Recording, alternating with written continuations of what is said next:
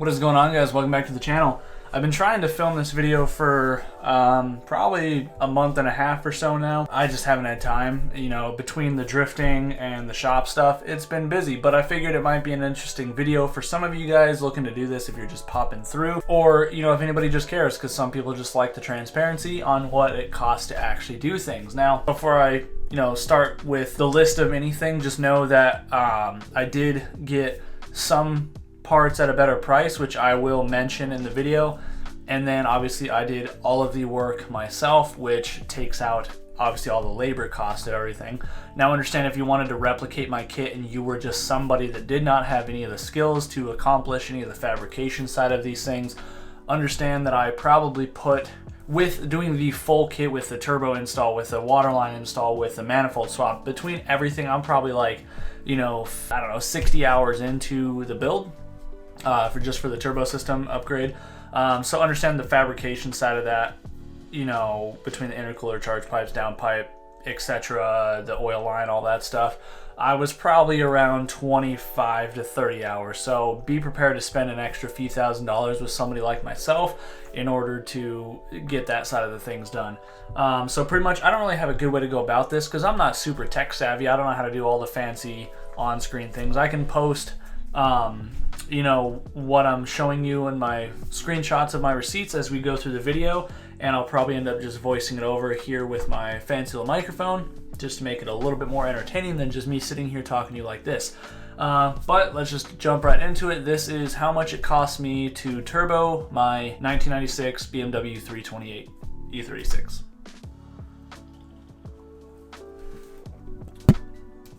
Alright, so let's get right into this. Now, I started filming this, realized that I was doing it really poorly at keeping track of things, and I realized that there's a lot of things I didn't actually get to digitally, screenshot, whatever, take pictures of, because I did get some parts locally or through other people. Let's just start with the main components. I broke down a list here on my laptop, and we're just going to go through it one by one, and I'll probably just put some stuff up on the screen and you'll kind of see me pop in and out as some B-roll plays over. So now let's start off with the main components. Now the turbo setup itself, I'm using a Jack Spanier Racing manifold. It's basically the rep of any of the, the PSI, RSI, whoever makes it. Basically, it's all the same people. It all comes from the same Taiwanese factory. But that was $552. I bought that separately. So here on my list, this is all the main turbo components, like the big ticket items for the physical system itself. Now the manifold, again, $552.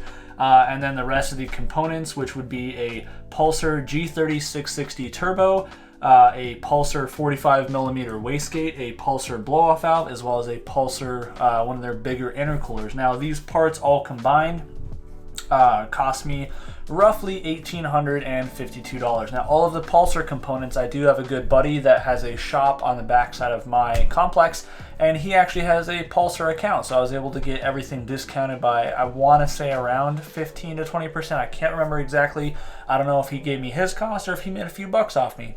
Either way, I think I remember roughly paying about $1,300 for his stuff, and then about $552 from the receipt from Jack Spanier on eBay.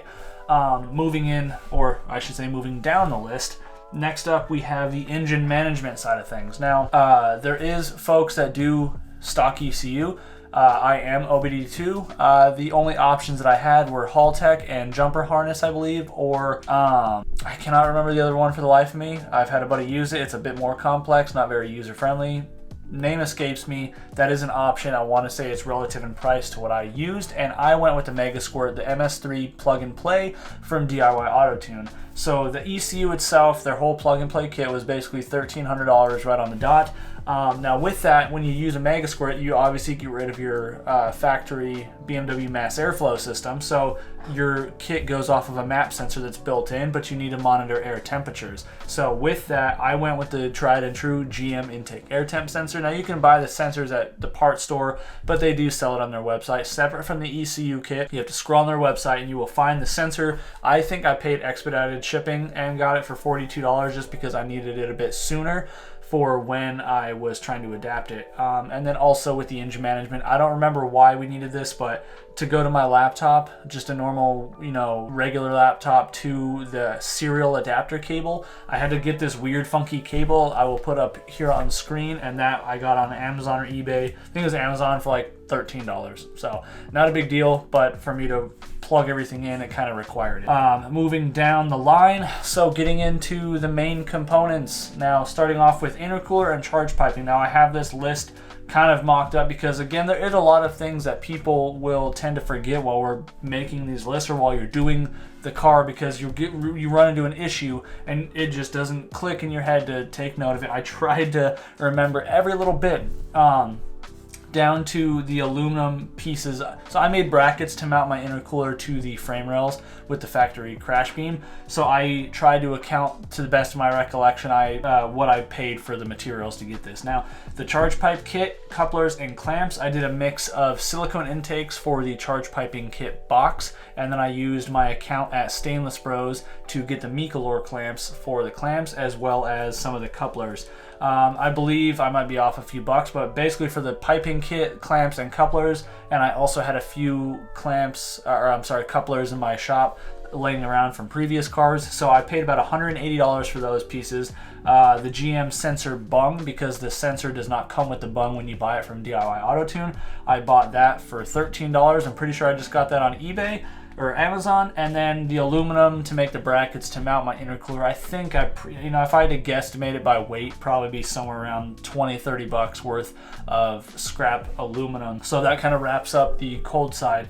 Moving on to the hot stuff, meaning the downpipe and the exhaust. I did a full 3-inch downpipe, full 3-inch exhaust to a vibrant muffler. Now the piping itself, I did have a few odds and ends here at the shop, but for the most part, I just bought everything separate for my car. I didn't really use much scraps I had laying around. So the piping, again, using my discount of about 30%, I got enough piping. I got the V-band, the flex coupler, and slip joints for $425. The muffler, I used the Vibrant high power, I think it is. That was $162. I believe I got that through Ace Race Parts. So that, brings our engine exhaust components roughly, or downpipe exhaust components roughly to $590. And I'm sorry, so for the charge pipe and the mounting stuff, that's roughly $225, and then the engine management stuff is roughly $1350. Forgot to say that before.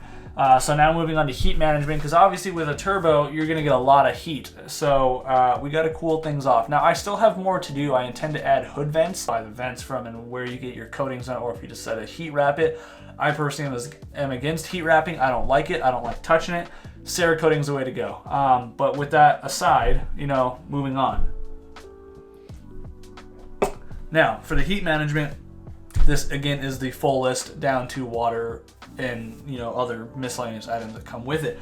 So for the water lines, you can make your own and probably save a few bucks, but for simplicity's sake and because it just kind of depends on what the costs of materials are in your local area, I've built water lines locally.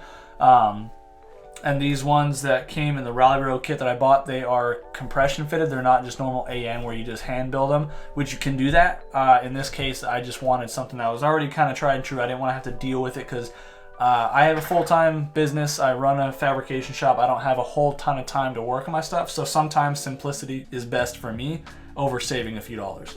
In this case, the Rally Road coolant line kit was $171. And then to go along with that, I did an oil cooler setup because, again, hot oil, bad engine, and the desert, that climate that I'm in. So I went with the PMC oil filter adapter cap from Drift HQ. That was $250. The oil cooler, I already had one laying around from a previous build that was brand new in box that didn't work for that platform. But I remember paying about $50 for it. It's a G Plus unit from Amazon or eBay, just a generic, I want to say 17 row generic cooler. And then the Racetronics pieces, I bought everything through their website, through my buddy's account, which he only gets like maybe 10% off.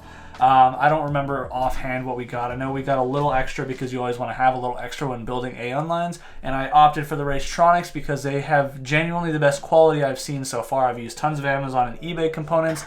I've had enough of them fail, especially the fittings fail and the lines fail, the rubber deteriorate inside. Didn't want to deal with it, so I spent the good money this time around. I don't have a receipt for it because, again, through my buddy's account, I want to say it was about $300 or so. So just be prepared. It is a bit pricey for the good AN stuff, but you do get what you pay for. To go along with the AN lines, I ended up doing a turbo blanket and a wastegate blanket, as well as miscellaneous amounts of silicone heat sleeve and the Velcro wraparound stuff to keep lines heat maintained, withheld, and keep other components from getting heat soaked. So I bought most of that from Funk Motorsports because, again, with the turbo blankets, I've bought cheap and I've regretted it because they just don't last. The Funk Motorsports stuff is nothing short of amazing, and it looks fantastic too. So between the turbo wastegate blanket, the heat sleeving, and everything from Funk themselves, I paid about $370. And then I did get some stuff for the less important components, like the drain line, where it's not really important, but I did want to protect it, and some of the other electrical harness components. I got some Amazon stuff on there, everything tallied up about $45. I did use a bunch of gold tape. You can buy name brand stuff, but in my experience so far, I haven't noticed a real big difference between name brand versus like Amazon on the gold tape side. So I usually just buy it on Amazon and run me about $30. And then another big thing with these E36s, these M50 engines and stuff, M52s, is obviously the coil packs are right next to the hot stuff being a top mount. So thankfully, Vader Solutions, a very prominent gentleman in the BMW community, known for going very fast. He's local to me, lives like 10 minutes, or his shop's about 10 minutes away from my house. So we picked up one of his stainless steel coil pack covers. He gave me a little bit of a locals discount at $150. I believe they're normally about $165, $175. But that brings our heat management price to around $1,366. Now going along with some of those pieces, like I mentioned, the oil cooler, we have other oil components that we have to take care of. So doing oil for the turbo, I did stainless for the drain. Now this is something I haven't done personally before, but I do advise it if you're at all able to. Where my turbo is located and stuff, if top mount, E36 turbo setups are very tight. Lots of stuff going on in a small area, so I've personally had bad issues on my turbo Miata that I had where the drain line was kind of wrapping around stuff, and even with the heat sleeving, it deteriorated pretty rapidly, and it was basically a maintenance item for me to replace that. So to get past all the hot parts of the turbo to a more open air section of the engine compartment on the way down to the oil pan, I opted for doing some stainless steel hardline. And so I bought that for about $50. I forget which website, but I'll post it up here with a screenshot of the receipt. But yeah, so $50 for that. Drain bungs and catch can bungs, obviously for valve cover, for catch can, and for the oil pan. I spent about $40 on Amazon for the aluminum -10 fittings. The catch can itself I made from some scrap metal that I had laying around at the shop, and I went to the store and bought like some steel wool for a line, or for a packing material and stuff. And then I had some extra eBay old. I used some of that for the feeds. I used Raystronics components, which was part of that $300 price from earlier. But then like some of the lines, I just had some old eBay stuff laying around. So being a catch can, I wasn't worried about it. So roughly $20 in scrap pieces to make my catch can setup. The valve cover, being that heat management probably should have been on that list, but I wanted the aluminum one from Amazon, so I got the Mint Zone. It was about $252. So far so good. I took everybody else's recommendation on the internet and I used these stock gaskets for it, and so far it's holding up great, no complaints at all. But going with that, I did the Seems Legit Garage valve cover CCV adapter, slip-on fitting, because I used that for one of my catch can points. And then I bought their Venturi effect to help draw a vacuum. I haven't used it yet, but I'm including it because I did purchase it. Those things were about $95. I also bought the Seems Legit Garage Vanos fed oil feed line for the top mount turbo system. That was $70, and then I needed a new oil pan gasket since we were pulling it to add the bung to it. Bought that from FCP Euro for about $18. Now obviously you got a lot of stuff going on, so you got to be able to monitor things. Now eventually I'd like to get some sort of 7-inch, 9-inch LED display to monitor everything that the ECU is seeing, because the Mega Square does have a CAN bus input, which means I can wire one of those digital screens to it. But for now, we're still very street car, so we're using the stock cluster. So I did add some gauges. Now, right off the rip, I used the Glow Shift oil pressure. It's a dual 2-in-1. It's a pressure and a temperature, and those also thread in those sensor ports. They do thread into that PMC oil filter adapter housing, which is also why I bought that. because that also acts as a oil feed source for the oil cooler. But yeah, so the dual gauge was $175 from Glowshift's website. I've gone through so for the wideband gauges, I've used 2 so far. Currently using a ZBtuned, love it. First one I use an AEM, their new Fago, whatever it is model. I got about 2 hours of drive time in it before it died. It's stuck in a boot cycle. So unfortunately, you know, the Glowshift gauge was $175, the AEM was $200, and I didn't personally buy the ZBtuned. I bought it through a buddy's account, but I believe it was around $250. Could be more, could be less. But then the boost gauge I'm using, I took from my Integra when it was turbo. The gauge was just still installed in the car. Now, I bought it at the time, but I'm adding the cost to it just so you have a general idea. It is an Autometer boost gauge, and it retails for right around $100 after tax. Then you got to have some wires to wire the gauges in. I just went to AutoZone, got a spool of wire. That was about 20 bucks probably of what I used. I got some ATA circuits to tap into the fuse boxes on Amazon. That was $8. And then to mount the gauges, I made my own little bracket for the wideband gauge and mounted that to the dashboard. But Rally Road also sells a very nice billet 2 gauge pot adapter. Because I have a roll cage, I have A-pillar bars and stuff, I didn't have space to mount a gauge pot up there, so I opted for the column mount and the dash mount. So that column mount adapter from Rally Road was $100 as well. So that brings our gauges and wiring to around $853. And I don't know if I said the oil for the turbo stuff, that was about $545. Moving on, we have the fueling. Now, fueling obviously very important. Thankfully, there's some options for the BMWs. Now, for the Walbro, I ended up going with the Walbro for the fuel pump. But Rally Road also sells this drop-in kit because the housing, or the hanger setup is kind of weird on that car. But it's pretty affordable through Rally Road. It was $220 and it just works. Now, I have a slight issue where I have some fuel starvation. It's a BMW thing when drifting, when road racing. Working on a solution for that. Rally Road is, I should say, so I'm waiting for that. So in the meantime, if you're like me and you plan to drift and you have a bigger pump like that, your sending unit can only keep up so much. So keep over half a tank in it, you'll thank me later. And then for fuel injectors, we're running some Beechworks 650s. I don't intend to really add a bunch of power because I am stock motor. And so we just did the 650s. They retail around $700, I believe, is what I recollect. I again bought those through my buddy's account. He is a dealer. Then I think he gave me a slight price discount, but then he also gave it to me for my birthday. So I got lucky, but again, accounting for the cost of this, it is about $700 for those injectors. So fueling, we're roughly $920 in. And then again, like I said, stock engine, stock head gasket, but I did want the support system for the boost, so I did do ARP head studs. Those were $222 from eBay. And then something that obviously this is not necessary at all, but most people end up doing this as an M52 owner. I did the M50 manifold swap. Now I bought the manifold locally for $125. A buddy of mine had one laying around. I used the Rally Road silicone elbow for the throttle body adapter portion because I wanted, they are the only ones that had the one with the single, port for, I think, one of the vacuum lines instead of the 2 ports like the factory rubber boot is. So the silicone boot was $105, manifold was $125, and then I also bought the Beamer World adapter kit to make everything work, and that was about $130. So roughly $360, and I had my M50 swap out of the way. Beautiful, still an ugly plastic manifold, but the thing, science proves it flows better. So it's nice though, because I still got all the torque of the M52 plus the power gains up top. So flows really well with this Pulsar Turbo.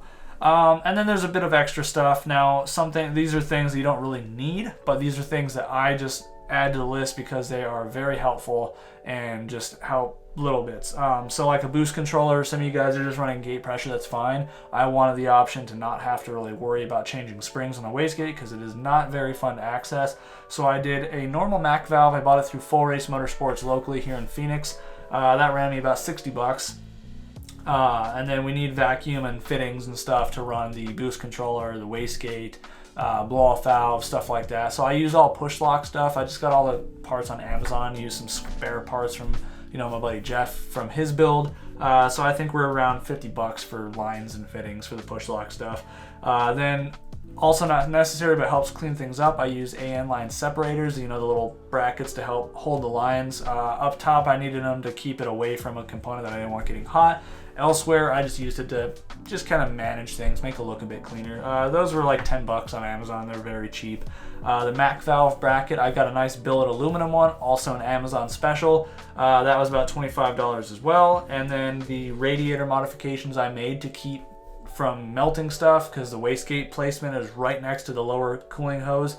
I chopped that stock port off. I put a 90-degree elbow on there and then used silicone hose to go right up to the thermostat housing. And I made a little bracket and relocated my overflow tank to the other side by the charge pipe. I'd say that was about 50 bucks worth of material to make that. So roughly 200 bucks. And then obviously that's more or less the grand scheme of things, minus the tuning. Now the tuning I used, tuned by Jeremy. He is a gentleman out in the Caribbean, very educated, very good, very fast and efficient. So I did a couple sessions with him. Ran me about 300, 350 total, you know, if you account for the tank of gas that you gotta use for the tuning session. But yeah, since we're pretty much right at the end of this parts list, let's take a look at this total, because it's kind of scary. Now don't judge the setup, all right? I'm working on getting a nice little office going on in here. But yeah, so we've got our parts list here and a grand total of just about $8,900. So we're roughly right around $8,833 for this full turbo kit.